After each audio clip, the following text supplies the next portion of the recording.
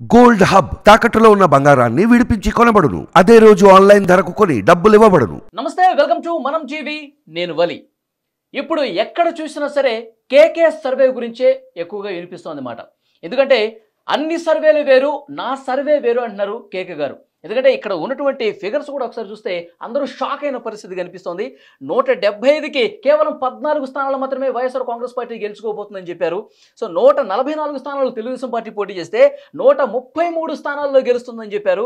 తర్వాత జనసేన 21 స్థానాల్లో పోటీ చేస్తే 21కి 21 గెలిచేస్తుంది జనసేన అని చెప్పారు. సో భారతీయ జనతా పార్టీ 10 స్థానాల్లో అసెంబ్లీ స్థానాల్లో పోటీ చేస్తే 7 గెలుస్తుందని చెప్పి చాలా స్పష్టంగా కేకే గారు చెప్పిన పరిస్థితి కనిపిస్తుంది. సో అన్ని సర్వేలు పక్కన పెట్టేసి కేకే సర్వేనే ప్రస్తుతం ట్రెండ్ అవుతున్న పరిస్థితి కనిపిస్తుంది.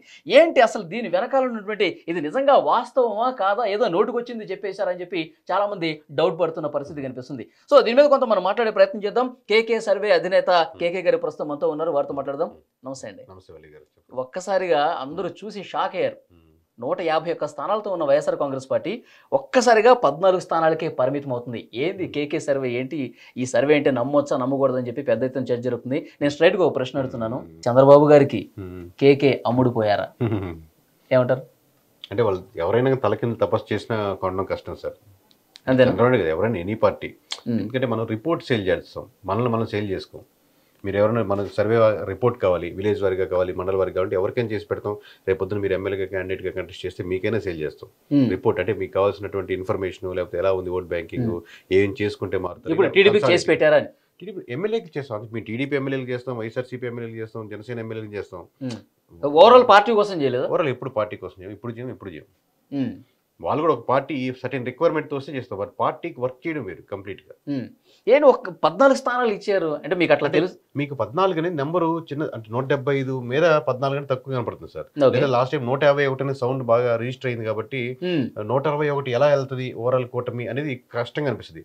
మన లాస్ట్ టైం నాకు ఇదే ప్రాబ్లం వచ్చింది. 150 వెళ్ళిపోతుంది అన్నప్పుడు అసలు నరమానవుడు ఎవరు నమ్మే పరిస్థితులు లేదు. మా వాళ్ళు 150 ఎలా వెళ్తుంది, మా వాళ్ళకి 130 వరకు 120 వరకు వెళ్తుంది కానీ 150 టచ్ అవ్వదు అని వైఎస్ఆర్సీపీ వాళ్ళు కూడా నమ్మలేదు. బట్ గెలుస్తుంది కానీ కాన్ఫిడెంట్ కానీ 150 అనేది ఇంపాసిబుల్ కేసు. ఆల్రెడీ సిట్టింగ్ ఉన్నది 25 సీట్ల లోపలికి ఎలా వెళ్ళిపోద్ది అనేది అనేవారు.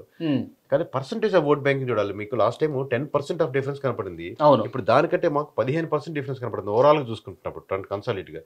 అప్పుడు వైసీపీకి కూటమికి 15% డిఫరెన్స్ ఉందా? మినిమం 15% డిఫరెన్స్ కనపడుతుంది. సో అది రేపొద్దున 1% తగ్గచ్చు, 1% పెరగచ్చు, అది వేరే విషయం. బట్ అరౌండ్ 15% మీకు డిఫరెన్స్ ఉన్నప్పుడు huge number of vote banking difference వస్తుంది. అంటే స్టిల్ 35% మీకు ఓట్ బ్యాంకింగ్ వైఎస్ఆర్సీపీకి అలాగే ఉంది. కంప్లీట్ గా తుడుచుకు వెళ్ళిపోయింది వైఎస్ఆర్సీపీ, అలా ఏం కాదు. అంటే వాళ్ళకి వేసే వాళ్ళు డెఫినెట్ గా ఉంటారు, ఎస్సీలు, ఎస్టీలు, మైనార్టీలు. సో వాళ్ళ ఓట్ బ్యాంక్ అనేది వాళ్ళు ఉంది. అంటే అందరు ఎస్సీలు అలా ఉంటుంది సార్. మామూలుగా దాంట్లో 90% ఉండొచ్చు, దాంట్లో 70% మెజారిటీ శాతం ఉంటుంది. Obviously I accept that one. But ఇంకొక 10% తగ్గినా కానీ, ఇంకా ఆల్రెడీ మధ్యలో ఉన్నటువంటి బీసీ సెక్షన్ కొంచెం మారినా కానీ, న్యూట్రల్స్ కొంచెం షిఫ్ట్ అయినా కానీ, బయట నుంచి ఇంతమంది హైదరాబాద్ నుంచి ట్రావెల్ చేసి వచ్చేయలేరు. వాళ్ళు ప్రభావితం, అంటే వాళ్ళు అక్కడ ఉన్నటువంటి అవ్వకో తాతకో వాళ్ళు ఓట్లు వైఎస్ఆర్సీపీకి వేద్దాం అనుకున్నా కానీ వీళ్ళు కన్విన్స్ చేసే దగ్గర పరిస్థితి కనబడ్డాయి ఇంతమంది లక్షల మంది వెళ్ళినప్పుడు. సో అయితే మీరు ఏ విధంగా శాంపిల్స్ తీసుకున్నారు, ఎట్లా సర్వే చేశారు, ప్రజలు ఎందుకు నమ్మాలి? అంటే మనకు చాలా ఇంట్రెస్ట్ అయిపోయింది సార్. మనం ఒక 4 లేయర్స్ లాగా చేస్తాం. ఫస్ట్ లేయర్ ఏంటంటే ఇనిషియల్గా 500 to 1000 శాంపుల్స్, ఎందుకంటే డే 1 ఎక్స్పెక్ట్ చేస్తారు కాబట్టి మనకు ఆ బ్రాండింగ్ మీద ఒక ఎలా ఉంది అక్కడ నియోజకవర్గం అనే పరిస్థితులు దాన్ని బట్టి మేము అంచనా వేసి ఒక ఫస్ట్ 1 లేయర్ మనం తీస్తాం. ఆ ఫస్ట్ లేయర్లోనే కనీసం మనకు ఏపీ వరకు చూసుకుంటే ఒక 50 నియోజకవర్గాల వరకు పక్కన పెట్టచ్చు. ఇది ఎవరు గెలుస్తారని కాన్ఫిడెంట్ తెలిసిపోద్ది. తక్కువ మీరు వెళ్ళినా కానీ ఒక 2 రోజులు స్పెండ్ చేసినా కానీ శాంపుల్స్ గింపుల్స్ లేకుండా రఫ్గా నియోజకవర్గం కార్లో 4 వెళ్ళినా మీకు 2 రోజులు తెలిసిపోయే నియోజకవర్గాలు ఉంటాయి. ఒక 50 నియోజకవర్గాలు పక్కన పెట్టేస్తారు ఆబ్వియస్ గా. తర్వాత ఆబ్వియస్ గా మనం ఎప్పుడు పక్కన పెట్టారు ఇవి? అభ్యర్థుల ప్రకటన తర్వాత పక్కన పెట్టారు. చెప్తున్నాను సార్, 3 months ముందే పక్కన పెడతాం.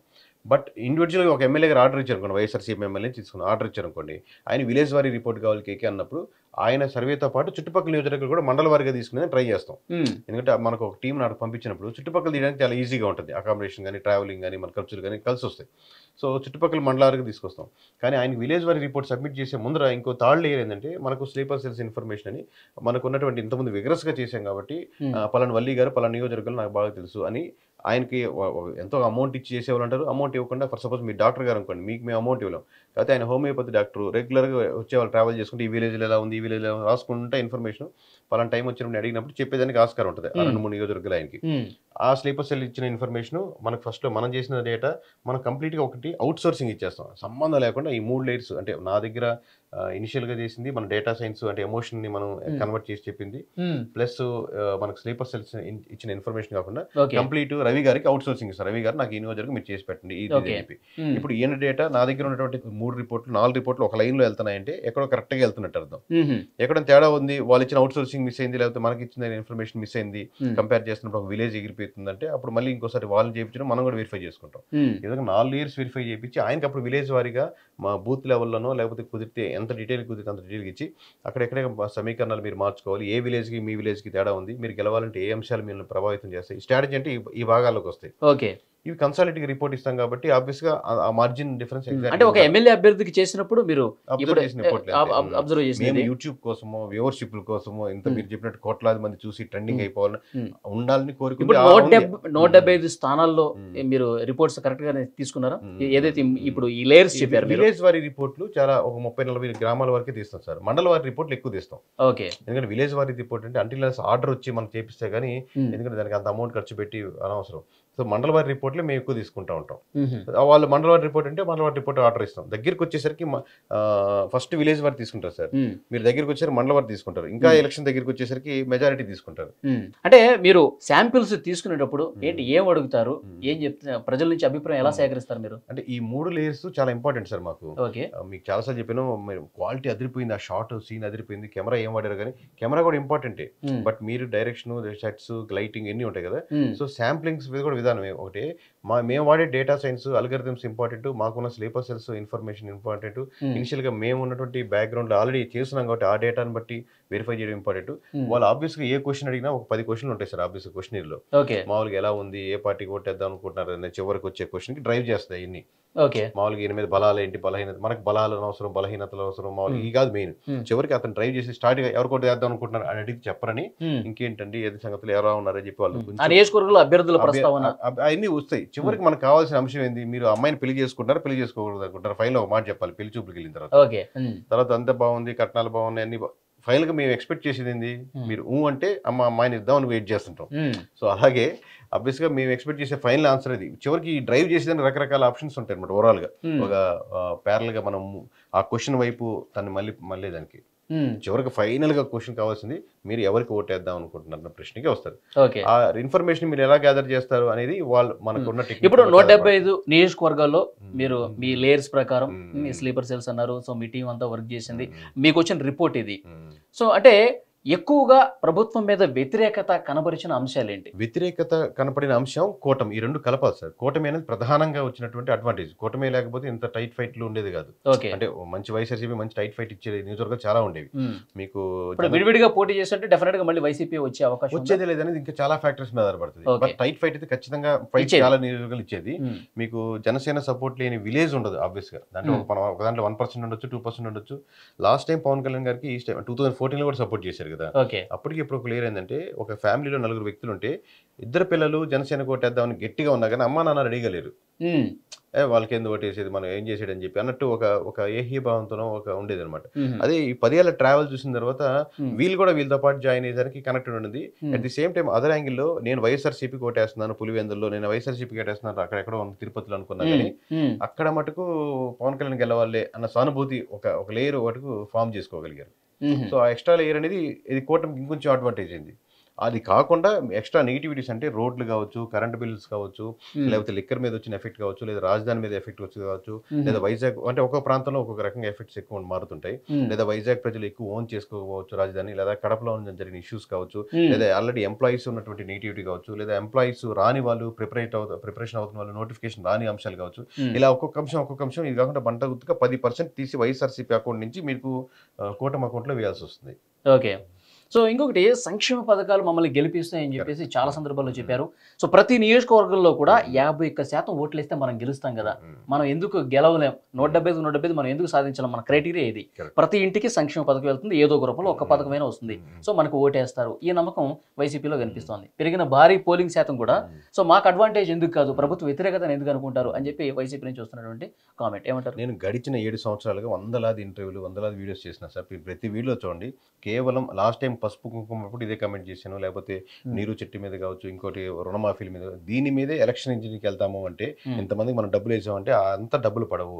మహిళలంతా సాయంత్రం వరకు రాత్రి 10 దాకున్నారు, ఈ మహిళలంతా మన ఓట్ బ్యాంకింగ్ అని మురిసిపోయేదానికి ఆ పార్టీకి ఈ పార్టీకి ఎప్పుడు వర్కౌట్ అవుతుంది. మహిళలు కూడా రకరకాలు ఉంటారు, వృద్ధుల్లో రకరకాలు ఉన్నట్టు మీకు ఓన్లీ మెజారిటీ మహిళలు ఎటువైపు ఉన్నారంటారు, అట్లా చెప్పలేమా? మహిళలంతా అనేది కుదరదు. మెజారిటీ మహిళలు ఆబ్వియస్ కూటమి 100% మహిళలు అంటున్నారు, కూటమి వైపే ఉన్నారు మెజారిటీ మహిళలు. ఓకే, అదే మహిళలు సాయంత్రం వరకు ఉన్నారని, లేదా ఆ సాయంత్రం వరకు ఉన్న మహిళలు ఏది సిట్టింగ్ గవర్నమెంట్కి వేస్తారన్న ఆ లాజిక్ కరెక్ట్ కాదు అంట. ఓకే, సో ఇంకోటి పిఠాపురంలో పవన్ కళ్యాణ్ గారు గెలిచేస్తున్నారు మీ సర్వే ప్రకారం, సో మెజారిటీ ఎంత రావచ్చు? అంటే మీకు జనాలకున్న ఫ్రీడమ్ మాకు ఉండదు కాబట్టి మెజారిటీ తక్కువ 30,000 చెప్తాం సార్. ఓవరాల్ 30 తక్కువ 30+ ఉంటుంది. 30 అంటే మేము నెంబర్ చెప్తే దాని మీద పట్టేసుకుంటారు కాబట్టి అందుకని ఒక చిన్న నెంబర్ చెప్పుకుంటాం. 21 ఇచ్చేసారు మీరు జనసేనకి. ప్రీ పోల్ అప్పుడే మాకు 18 వరకు ఆగేశారు. ఒక రాజ్యం, రైల్వే కోడూరు, మనకు ఒకటి పాల్కొండ, ఏదో ఇట్లాంటి డిఫరెన్స్ ఉన్నాయి ఓవరాల్ గా. అంటే టైట్ ఫైట్ లో ఉన్నాయి అనిపించింది. అవి తర్వాత ఒకసారి జిల్లాల వారీగా మనం మాట్లాడుకుందాం. కేకే గారు, శ్రీకాకుళం 0, ఒకటి కూడా గెలిచే పరిస్థితి లేదు. విజయనగరం 0 ఇచ్చేసారు. తర్వాత విశాఖపట్నం ఓన్లీ 1. అంటే ఇక్కడ విజయనగరం చూస్తే మీకు బొత్స సత్యనారాయణ గారికి టైట్ ఫైట్ సార్. మామూలుగా ఏ ఎలక్షన్స్ ఆయనకి ఆల్రెడీ ఇంత ఎక్స్పీరియన్స్ లో లెట్స్ మేము తప్పు అనుకుందాం, ఆయన టైట్ ఫైట్ లో రేపు పొద్దున 1000-2000 ఓట్లతో గెలిచేశారు అనుకుందాం. బట్ స్టిల్ మేము అంత విజయనగరంలో ఆయనకి టైట్ ఫైట్ ఉందని ఆయన కూడా ఫీల్ అయ్యే పొజిషన్ లో ఉన్నారు ఇప్పుడు ప్రస్తుతానికి. అవునా? విశాఖపట్నం ఓన్లీ అరకు ఇచ్చినట్టున్నారు. విశాఖపట్నంలో ఒకటే ఉందండి. ఓకే, తూర్పుగోదావరి తుని ఇచ్చారు, దాడిశెట్టి రాజా అనుకుంటా. అక్కడ గెలిచేస్తున్నారా మీ లెక్క ప్రకారం? అంటే నేను మీరు క్లోజ్ అబ్జర్వ్ చేస్తే ఏ 6 నియోజకవర్గాలు కన్ఫర్మ్ ఉన్నాయి, మిగతా 8 నియోజకవర్గాలు దాంట్లో 14 2 సెక్రటరీ డివైడ్ చేసి ఈ 6 కన్ఫర్మ్ గా గెలిచేది ఉన్నాయి. ఈ 8 మటుకు టఫ్ లో ఉన్నాయి. But we're inclined towards YSRCP, maybe గెలవచ్చు అని. 8లో కూడా మళ్ళీ డౌట్ ఉన్నాయి. ప్లస్ మేము కూడా తప్పులు చేసి ఉండొచ్చు కదా, ఇంకో బయట కూడా 4-5 రావచ్చేమో, బట్ 8లో కూడా పోవచ్చేమో. బట్ ఒక లైన్ చాలా జాగ్రత్తగా వేసుకుంటూ మనం ఒక లడ్డు నెట్ తయారు చేస్తాం. అంటే ఇప్పుడు మీరు చెప్పిన దాన్ని బట్టి 10 కింద కూడా రావచ్చు, సింగిల్ డిజిట్ కూడా రావచ్చు. 14 ఎలా వస్తాయి అంటున్నారు. నేను అప్పుడు అడిగినప్పుడు ఇట్లా తప్పు చేయండి వచ్చేమో, 4 యాడ్ వచ్చేమో అని అంటున్నాను. బట్ అదే విషయంగా మేము వేసిన దాంట్లో కూడా తప్పులే, వెనక్కి కూడా పోయేదానికి ఆస్కారం ఉంది. ఎందుకంటే నేను క్లియర్ కట్ గా ఏంటో కూడా చెప్పాం. 14 రౌండ్ ఫిగర్ కట్ చెప్పట్లా. ఈ నియోజకవర్గాలు ఇప్పుడు మీరు చెప్పినట్టు తుని ఉంది, లేదా ఆత్మకూరు పోవచ్చు, లేకపోతే ఇంకోటి ఉంది, ఏదైనా పోవచ్చు. ఆ 8 నియోజకవర్గాలు అవి చెప్పం క్లియర్ కట్ గా. కృష్ణా గుంటూరులో మళ్ళీ 0-0 ఇచ్చేసారు. ఏంటి రాజధాని ఎఫెక్టా ఏం కనిపిస్తుంది ఇక్కడ? అంటే తిరువురు, పామర్రు, పిరిపోల్ వరకు టైట్ అనిపించేసారు. అవి కూడా అవి డిఫెండ్ చేస్తాయి అనిపించాయి, కానీ పోస్ట్ పోల్ చేశాక అవి కూడా ఎడ్జిల్ దాటేస్తున్నాయి అనిపించాయి.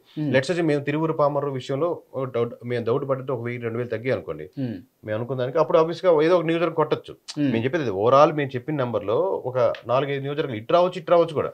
బట్ మేము సేఫ్ జోన్కి వెళ్లకుండా ఇప్పుడు 25 +or -10 చెప్పమన్నారు చాలా మంది నా టీము. అప్పుడు కూడా మీరు వచ్చిన నెంబర్ లో క్లోజ్ గా ఉంటుంది కదా, ఇటు వచ్చినా మీరు సేఫ్ జోన్ కదా అని. ఇంత ఎక్స్పీరియన్స్ ఒక నెంబర్ షార్ప్ గా వెళ్ళేదానికి వెళ్దాం. ఎందుకు ఇంత సర్వే కంపెనీకి ఎందుకు క్రెడిబిలిటీ పెంచుకునే అవకాశం మనం ఫాలో అవుతున్నప్పుడు మొన్న 90 వచ్చి ఇంకొంచెం పర్సెంటేజ్ పెంచుకుందామని. ఓకే, సో మేము 98% యాక్యురసీతో ఉన్నాం ఇప్పుడు కూడా. ఓకే, ప్రకాశం 1, ఎర్రగొండపాలెం ఇచ్చినట్టున్నారు మీరు. సో నెల్లూరులో 2 ఇచ్చారు, సర్వేపల్లి, ఆత్మకూరు. సర్వేపల్లి బాగానే గుర్తుపెట్టుకున్నాను. సర్వేపల్లి సోమిరెడ్డి కదా యాక్చువల్గా, ఆయన ఓడిపోతున్నారా? అదే సార్, సోమిరెడ్డి గారికి స్టిల్ ఈ రోజు గెలిచేదానికి కూడా ఆస్కారం ఉంది. బట్ మీరు చెప్పినట్టు ఆనవ రామరెడ్డి గారు కూడా గెలిచేదానికి ఆస్కారం ఉంది ఆత్మకూరులో. బట్ ఆ 8 నియోజకవర్గాలు చాలా టైట్ గా పెట్టి వి డిసైడెడ్ ఓకే ఆ నియోజకవర్గ పరిస్థితులను బట్టి మరి వేరే జిల్లా ఈ నియోజకవర్గ పరిస్థితులు కొంచెం వైసీపీ ఫేవరబుల్ గా ఇప్పుడు కూడా 1000-2000 ఓట్లతో ఇంక్లైన్ అయ్యేదానికి ఆస్కారం ఉంది కాబట్టి చెప్పాం. అక్కడ ఉన్నటువంటి ఎమ్మెల్యే గారి మీద అభిప్రాయాన్ని ఆలోచించి. ఓకే, చిత్తూరు 3 ఇచ్చారు, ఏది గంగాధర్ నెల్లూరు 1, పొంగనూరు 1, చంద్రగిరి 1. ఇప్పుడు పొంగనూరు కన్ఫర్మ్ పెందిరెడ్డి. ఇప్పుడు చంద్రగిరి చూస్తే మీకు పులివర్తి నాని టీడీపీ, ఆయన ఓడిపోతున్నాడు. అదే అంటే అది ఓడిపోతున్నారని చెప్పట్లేదు, మేము టైట్ ఫైట్ లో ఉంది. బట్ వీఆర్ ఇంక్లైన్డ్ టు మీరు వైసీపీకి ఇచ్చేసారు అందుకంటున్నా. వైసీపీకి ఇచ్చి కూడా ఆ బ్రాకెట్ ని డిఫరెన్షియేట్ చెప్పి ఎక్స్ప్లెయిన్ కూడా చేసాం. 8 అనేది ఇప్పుడు రేపు పొద్దున పులివర్తనాథ్ గారికి వచ్చిన అనంతపురం ఎలాగో టీడీపీ జిల్లానే కాబట్టి మళ్ళీ 0 చేశారా? అట్లా ఏం లేదు సార్, మేము మీకు జిల్లా అని కనపడుతుంది సార్, ఆ నియోజకవర్గానికి ఆ నియోజకవర్గమే మనం సెగ్రిగేట్ చేసాం. జిల్లాకు ఒక ఫీలింగ్ ఉండదు కదా. ఆ జిల్లా అవును జిల్లా అంటే ఆ నియోజకవర్గం ఆ ఫీలింగ్ ఉండదు. నియోజకవర్గం ఓటర్కి మన శ్రీకాకుళం అంతా ఈసారి కొట్టమకే వేయాలి అని శ్రీకాకుళం జిల్లా అంటే ఇప్పుడు గోదావరి జిల్లాలో అనుకోండి జనసేన ఓవరాల్ మీ టాప్ గా అదే నాకు మీ ప్రశ్న అర్థమైంది. బట్ ఇండివిజువల్ నియోజకవర్గం ఓటర్లే చివరికి నా ఓటు ఎవరికి వేస్తాను ఓట్లకి అందరు కన్సల్టేట్ చేసి మనం 14 తీసుకెళ్ళాలి అనే కాదు కదా. అంటే ఇప్పుడు మీ ఫిగర్స్ చూసిన తర్వాత జనాల ప్రాస్పెక్టేషన్ అదే విధంగా ఉంటుంది. శ్రీకాకుళం తెలుగుదేశం పార్టీ కొంచెం బాగుంటుంది కాబట్టి ఇక్కడ 0 ఇచ్చేసారు. గోదావరి జిల్లాలో పూర్తిగా జీరోలు కనిపిస్తాయి. 3 సార్ మొత్తం 14 ఇది సార్ ఓవరాల్ నెంబర్. సో 100% కన్ఫిడెంట్ ఇంకా 24 గంటలు కూడా లేదు. అవును నెక్స్ట్ ఎలక్షన్స్ అయిపోయాక ఓకే ఫైనల్ గా మంత్రుల గురించి ఒకసారి మాట్లాడుకుందాం సార్. రోజా గారు ఏంటి మీ దాని ప్రకారం కష్టమే సార్, కష్టమే. తర్వాత కొడాలి నాని గారు కష్టమే సార్, కష్టమే. అంబటి రాంబాబు కష్టమే సార్. ఇంకా లిస్ట్ అడగాల్సిన అవసరం లేదు సార్. ఓన్లీ మీరు పొంగనూరు మన తుని పొంగునూరు పులివెందుల ఆయన మినిస్టర్, ఆయన కూడా ఒక వన్ ఆఫ్ ది మినిస్టర్ అనుకుంటే ఈ ముగ్గురు మినిస్టర్లు తప్పితే ఇంకోటి గెలవస్తారు 100%. సో షర్మిల పరిస్థితి ఏంటి సార్ కడప నియోజకవర్గంలో? సార్ ఆబ్వియస్ గా పార్లమెంట్ స్థాయిలో కడపలో చాలా ఎఫెక్ట్ ఉంది. క్రాస్ ఓటింగ్ ఎక్కువ అవినాష్ గారికి అసెంబ్లీకి వేసినా గానీ క్రాస్ ఓటింగ్ టీడీపీ కానీ షర్మిల గారికి కానీ వేసే ఆస్కారం ఉంది. కాబట్టి పార్లమెంట్ 25 పార్లమెంట్ కూటమి గెలిచడానికి ఆస్కారం ఉంది. సో ప్రీపోల్లో మాకు ఓన్లీ రాజంపేట కడప ఓన్లీ అరకు పార్లమెంట్లే ప్రీపోల్లో నిలబడ్డాయి. పోస్ట్ పోల్లో ఫస్ట్ రాజంపేట వెళ్ళిపోయింది, తర్వాత అరకు ఈ కడప మాత్రం నిలబడ్డాయి. తర్వాత కొంచెం వెరిఫై చేసాక అరకు వెళ్ళింది, లాస్ట్ లో వెళ్ళింది కడపే. ఓకే సో కడప డెఫినెట్ గా షర్మిల ఉండొచ్చు మోస్ట్లీ టీడీపీ, లేదంటే కనుక షర్మిల అవినాష్ రెడ్డికి ఛాన్స్ లేదు. టూ మచ్ క్రాస్ ఓటింగ్ పడ్డాయి. సో అవినాష్ రెడ్డికి ఛాన్స్ లేదు అక్కడ. మేబీ మోస్ట్లీ థర్డ్ పొజిషన్ వెళ్ళేదానికి ఆస్కారం ఉంది Avinash Reddy. So okay sir 4వ తారీఖు అంటే రేపే కాబట్టి రిజల్ట్ కూడా వస్తుంది. రిజల్ట్ తర్వాత ఒకసారి మళ్ళీ మాట్లాడదాం. పూర్తిగా 10 మారినా కానీ నా కాన్ఫిడెన్స్ ఇప్పటికి ఏంటంటే ఈస్ట్ నుంచి చెప్పి నేను వెస్ట్కి వెళ్దు. ఓకే ఏది గెలుస్తుందని చెప్తే లిటిల్ బిట్ ఉంటుంది అవ్వచ్చు. ఎందుకంటే నేను 4 సెక్షన్స్ కాబట్టి ఒకటి మిస్ అయినా 4 మిస్ అవుతాయి కదా. ఒక 2 దీంట్లో మిస్ అయ్యంటే 4 రావాలి మాకు. ఇప్పుడు మనం టీవీ వేదికగా ప్లస్ ఆర్ మైనస్ ఇవ్వండి 14కి ఎంత ఇస్తారు? 23 దాకా వెళ్తే వర్స్ట్ కేసు. అలాగే కింద కూడా ఉంది, వాళ్ళకి లాస్ట్ 23 వచ్చినాయి. అలాగే కింద కూడా ఉంది, ఇది కూడా ఉంది. 10 లోపల సింగిల్ డిజిట్ 9 కూడా ఆస్కారం ఉంది. 9 to 23 అంతేనా? ఓకే 23 అనేది కూడా 23 అటు ఇటు చెప్పండి మ్యాక్స్. ఓకే మళ్ళీ వాళ్ళ నెంబర్ వీళ్ళకి వస్తుంది అంటారు అంతే. మీరు ఇచ్చేది అట్లా మ్యాక్స్కి వెళ్ళదు. చూద్దాం సార్, మళ్ళీ ఒకసారి మనం మాట్లాడదాం. Thank you very much.